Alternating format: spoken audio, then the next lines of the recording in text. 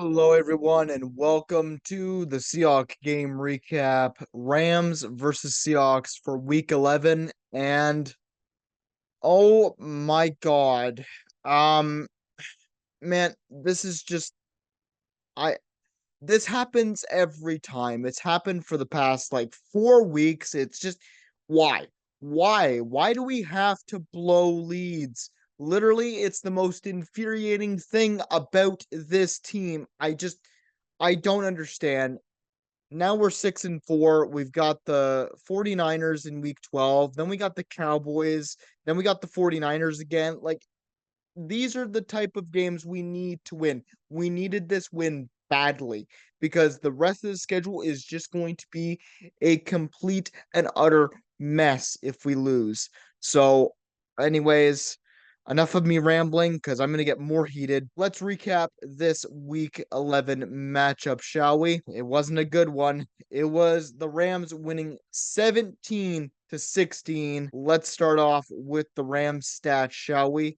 Total yards. They had 267 total yards, 185 passing yards, 82 rushing yards, 4.5 yards per play, 20 first downs. They went 2 for 9 on third down, 0 for 1 on fourth down, had 59 total plays, 1 sack allowed, 5 punts, 9 penalties for 92 yards, 0 fumbles, 1 interception thrown to Reek Woolen. And they had 27 minutes and 54 seconds of possession time. For the Seahawks side of things, they had 291 total yards, 223 passing yards, 68 rushing yards, 4.6 yards per play, 16 first downs. They went 5 for 15 on third down. So 4 of those third down conversions came in the first quarter. I don't understand what the problem is with us on third down, but we need to fix it. I feel like I'm hitting my head against the wall because I say that every single week and it just doesn't work out. On fourth down, we went 100%, 2 for 2, had 63 total plays, 2 sacks allowed, 4 punts, 12 penalties for 130 yards given up. When I say the refs did not put away their flags this game, they were calling everything. There is one call in there.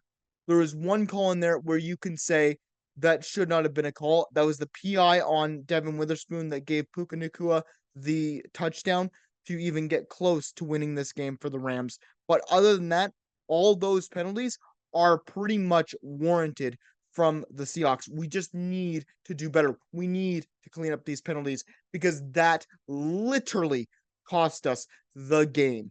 That is literally not what you want to see from a future playoff team, if we can even make it there. We had 0 fumbles, 1 interception thrown. This one was from Drew Lock to Dion Hendrick. And we had 32 minutes and 6 seconds of possession time. Ryan's focus players. Let's talk about the Rams for a second. Matthew Stafford. Honestly, I really like Matthew Stafford as a quarterback. I loved him on the Lions and I like him on the Rams still. He went 17 for 31, 190 yards, 1 touchdown, 1 interception, and he did really well evading pressure. You know, we got in there on pass rush, but then we just couldn't wrap up. We couldn't contain Matthew Stafford, which is a big problem. Matthew Stafford is one of the perennial, like, still legit pocket passers. Yes, he can run still, but he's not extremely mobile anymore. But he just was breaking contain, and that was an issue for the Seahawks. Let's get to Royce Freeman. And Royce Freeman had a day, man. In that second half, he really put the team on his back, and he really showed up for some tough runs. So I respect him for that. He had 17 carries, 73 yards, averaged 4.3 yards per carry, 0 touchdowns. And we get to Puka Nacua, 5 receptions, 70 yards, averaged 14 yards per reception, and had the 1 touchdown that basically tied the game for them, putting them within reach of winning this game. And they did end up winning this game off of a field goal. And honestly, you could say, oh, the PI was annoying. Yes, that's what happens, but it shouldn't have been this close to begin with, guys. Like, it honestly shouldn't have. So anyone blaming the refs for that, I understand, but I honestly just don't always blame the refs. Don't always find an excuse in the penalties because this game should not have been that close. But we get to the Seahawks and it's Geno Smith, and he had a great game, all things considered. Honestly, he was doing okay. He's made some poor decisions. Yes, he's still made some poor decisions, and he's not evading pressure like he used to. But also, he got injured in this game. He came back in the fourth quarter, like late in the fourth quarter, because he got hit by Aaron Donald. He took way too many quarterback hits. So our offensive line, it's just hard to see our offensive line giving up 8 QB hits. So Geno Smith went 22 for 34, had 233 passing yards, one touchdown to DK Metcalf. So an all-around decent stat day for him, but just some of the mental errors. It wasn't all on Geno this time. Honestly, Shane Waldron just needs to throw out the playbook and create a whole new one because I don't understand what's with him in calling plays in the first quarter that really work and really can get us down the field, and then he just doesn't call it for the rest of the game. I don't understand that. We get to the running back, and it's not Kenneth Walker. Kenneth Walker has an oblique strain, so he was out for the rest of this game, and he might miss some time, reportedly from Adam Schefter. So we'll see what happens there. But Zach Charbonnet, that's why we picked him up. He had 15 carries for 47 yards, 3.1 yards per carry, 0 touchdowns. Honestly, he is not that bad. He is a very tough runner, and that's the thing with Zach Charbonnet is I don't think he's a every down back, but when he's called upon to carry the load for the Seahawks, I think he can do it. I really do. He just needs to get more reps in. And this injury, although it sucks for Kenneth Walker, will probably help Zach Charbonnet get more reps. We get to the wide receiver, and it's DK Metcalf, 5 receptions, 94 yards, averaged 18.8 yards per reception, and one touchdown. And honestly, that happened in the first quarter, and it was great to see. And DK Metcalf put us in field goal range to try and kick a game winning field goal that we barely just missed. Jason Myers barely missed that, so I don't blame him on missing that field goal because he really saved our bacon with the couple of field goals that he's made over the past 2 weeks. So I'm not blaming him for the loss on this one. It should have never gotten to that. We get to the Rams defense. Let's talk about Jonah Williams. He had one solo tackle, 3 assisted, 1 sack, no forced fumbles. And man, he had the 1 sack. And on the stat sheet, you'll look at the sacks and go, "Oh, only one sack. That's a little weird. That means our offensive line played good, right?" But the quarterback hits, the amount of pass rush, it was just insane. Our offensive line was getting eaten alive, and that's what happens when you have Aaron Donald to contend with. But you guys just need to be better there. We get to the corner, and it's Deron Kendrick. He had 3 solo tackles, no sacks, and the one interception from Drew Lock. This was just an underthrown ball from Drew Lock. He needed to throw it in front of Tyler Lockett and just underthrew it, and it was an easy pick. A good pick for him. That's his first of his NFL career, I think they said on the broadcast. So nice to see. They now have 5 interceptions on the season, the entire Rams defense.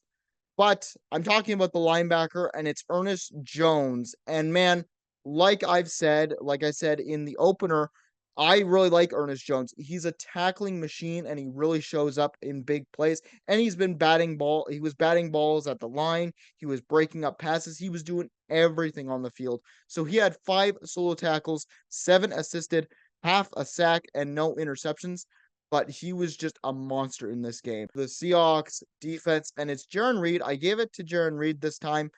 D tackle. He had 1 solo tackle, 2 assisted, 0 sacks, 0 forced fumbles. But man, again, just a little bit of pressure. A little bit of pressure would have been nice. But when we got pressure, we were able to try and bring people down. It was just the contain was getting broken through, and that really hurt us. Plus, some of the penalties on defense really hurt us too at crucial times, and that was just a problem. But solid game from Jarran Reed, all things considered. We get to DB, and it's Tariq Woolen, and he had 2 solo tackles, 1 assisted, 0 sacks, and the one interception after Matthew Stafford took a big hit from Mario Edwards. He just went up, saw the ball, and tracked it and got it. So that's his second interception this season. Nice to see Week 1 getting back on track. I'm going to linebacker now, and it's Bobby Wagner. He had his 100th tackle on the season this game, and that's 12 straight seasons for him. That is exceptional. I don't like this guy is mental. He had 6 solo tackles, 4 assisted, 0 sacks, 0 interception. And man, Bobby, I love you. I never want to see you leave a Seahawks uniform until you eventually have to retire. Let's get to Ryan's final thoughts. What went well? Well, the team in the first quarter on offense and defense were exceptional. Stopping the teams, we were doing very well, and it was really great. And the defense buckled in the second quarter, but we were up by 6. And the problem with being up by 6 is it was deja vu from the season opener. We were literally in the exact same situation, and this all comes back to our offense. We cannot get out of 3rd and long situations because of the amount of penalties we took on offense that put us in bad spots. That's why we are one of the worst teams in 3rd down conversion rate, because we keep putting ourselves in situations where we're going 3rd and 12. And Shane Waldron is calling plays. He's going away from plays that worked in the first quarter, and he never calls them again. He never calls them again. I don't know what he's doing, but he needs to stop doing that. Jason Myers, again, another great game from him. He sunk a lot of good field goals. Yes, he did miss the game winner, but having field goals that are within 50 plus yards, like he hit a 53-yarder in there, he hit a 54-yarder in there, I believe, or 52. And, it was great to see. He just missed this 55-yarder by a few centimeters, and that's all it takes. But I don't blame him for this loss at all. Also, congrats to Tyler Lockett for passing Brian Blades for the second all-time in receptions and receiving yards for the Seahawks. Such an underrated wide receiver. He is brilliant. He is behind now all-time great Steve Largent, and honestly, this man throughout his career has done so much for the city of Seattle. I love having him as a Seahawk, and I want to see him continue to be a Seahawk for his entire career. What to improve on? I don't really care if the refs were biased in this game against the Seahawks, but oh my God, I have never seen that many penalties and that much penalty yardage given up by the Seahawks team before. Like, I've talked about penalties on this show doing the game recaps all the time, but I have not seen a poorer performance than that.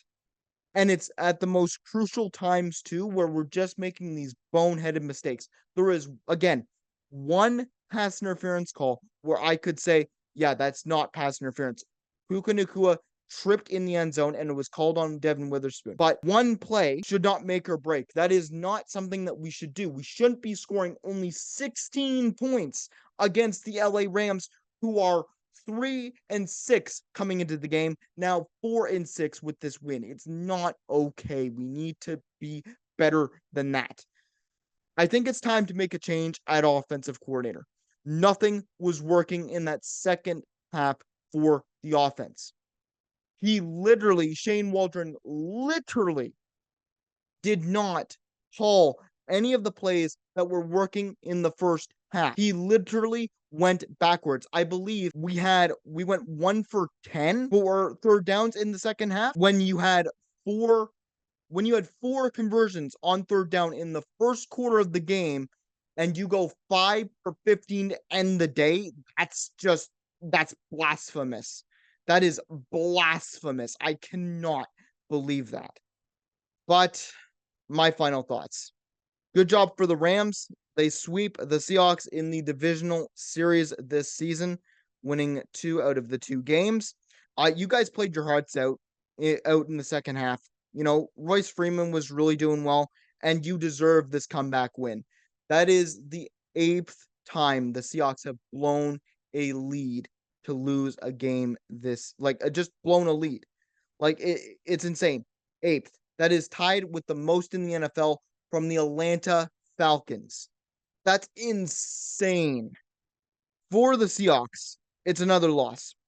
This should have been an easy game for us to win. We got blown out in the season opener by them because we underestimated them. We were undisciplined as a team, and Geno Smith took way too many hits, got out of most of that fourth quarter, had to bring in Drew Lock, who was cold on the bench, made some mistakes, gave the ball up, and that's game.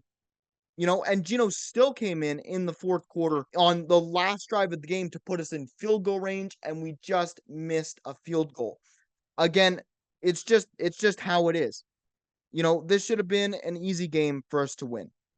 We just end up losing it. We lose it because we fumbled the bag. And Jason Myers is not at fault for missing that 55-yard field goal because he shouldn't have been put in a spot where he has to kick a game-winning field goal for the second time in 2 weeks. We could have lost to the Commanders last week, and he saved our bacon. He saved us from having to go down even further than we already are. I don't understand it.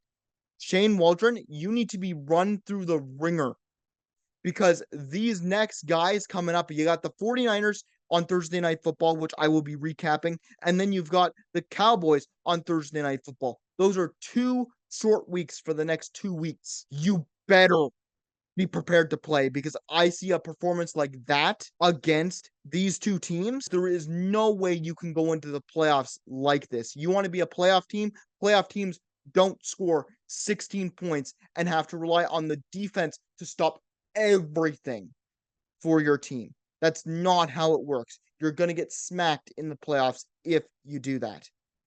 But, anyways, I hope you enjoyed the rant.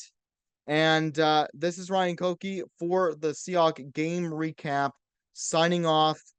Let's hope we just have a better game in week 12. Let's bounce back and try to recover because this was just an embarrassment.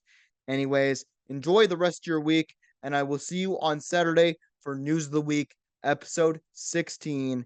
I will see you then.